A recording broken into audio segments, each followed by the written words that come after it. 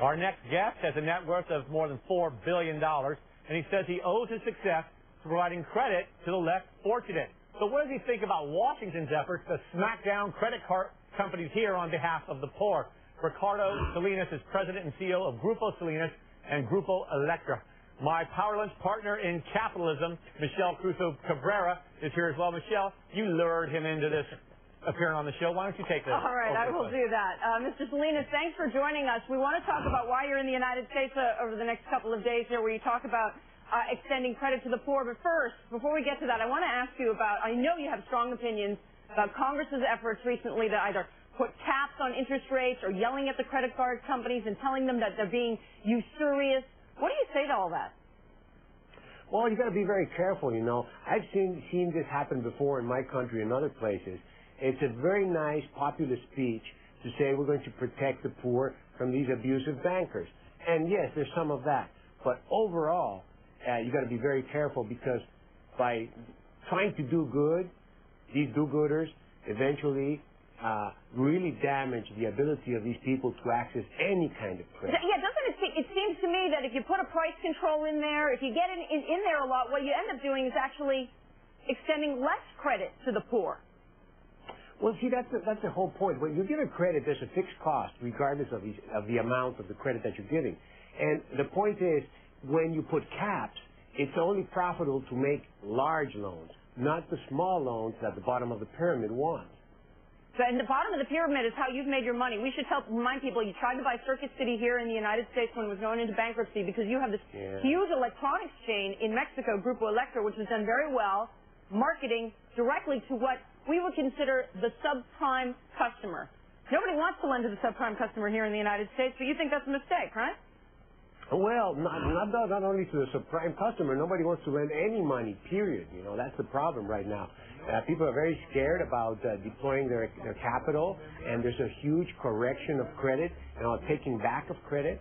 And that's very bad news for the economy and for the consumers. But why would it be profitable to extend credit to the poor? How come you've been successful, and what are you telling people here in these speeches that you're making? Well, the thing is, the bottom of the pyramid needs a different kind of credit. It has to be, of course, a smaller capital amount, and it needs to be paid back in a much more prompt manner, like, let's say, a weekly payment instead of a monthly payment. That allows people to service their debt. And they should be entitled to access the credit market. They should not be left out. That's what interest rate caps do. They push them out. Now, you come under some criticism in Mexico, don't you? Because if you take the amount of money you charge to loan someone a very short-term loan and were to put it into an annual rate, it ends up being skyrocketing higher even than credit card companies in the U.S. How do you defend yourself from criticism of that? Well, you had a president that said it very well. You can't fool all the people all the time. That was said by Abraham Lincoln. So how can you have 8 million customers who you're fooling? It's impossible. I mean, just the law of numbers. Yeah, now, this idea of the free market, I'm thinking in the U.S., where Washington is concerned about credit for the poor. Couldn't a free market take care of it? Couldn't a bank come and say, hey, do a credit card with us, we'll make sure we never charge you more than 10% interest and make a lot of money doing it? The whole point is, what we do not need is regulation. What we need is competition. So we need to have more competitors offering this kind of product to the bottom of the pyramid, and that will drive down interest rates down to where they have to be. But it's not by decree. I mean, everybody's happy the day they take the loan, and they're not happy anymore than when they have to pay the interest or the capital. That's just human nature. Yeah.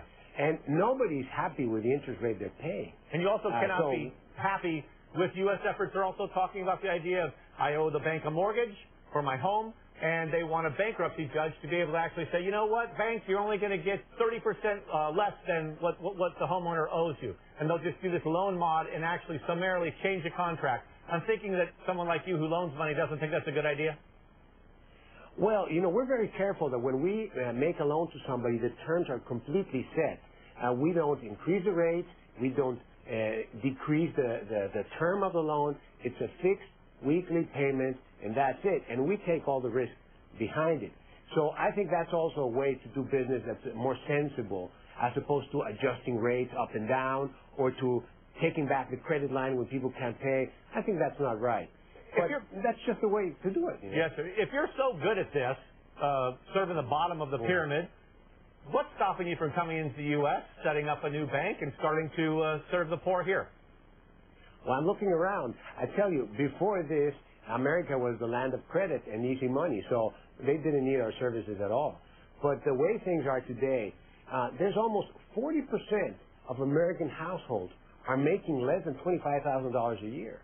So there's lots of people out there who need access to the financial system, and they're not going to get it. And that's a market that you understand very, very well. You could buy a credit card company bank that's is wobbling, and the FDIC has stepped in to take it over. You could get it pretty cheap and set up shop here. If you're going to do it here, just tell us first. Giving you investing ideas, Ricardo. Well, that's a thought. But we'd rather start greenfield, with our systems, our controls, and so forth. But yes, we're shopping around. We're looking at opportunities all the time.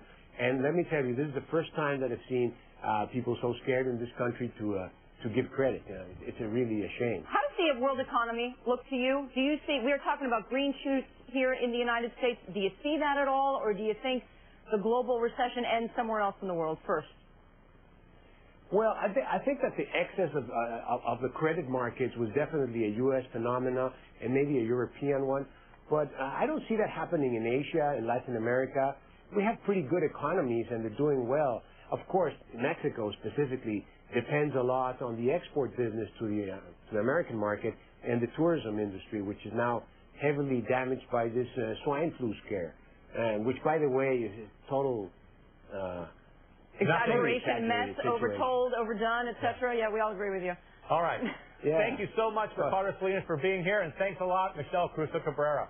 Good to see you, Ricardo. See you later. Appreciate it.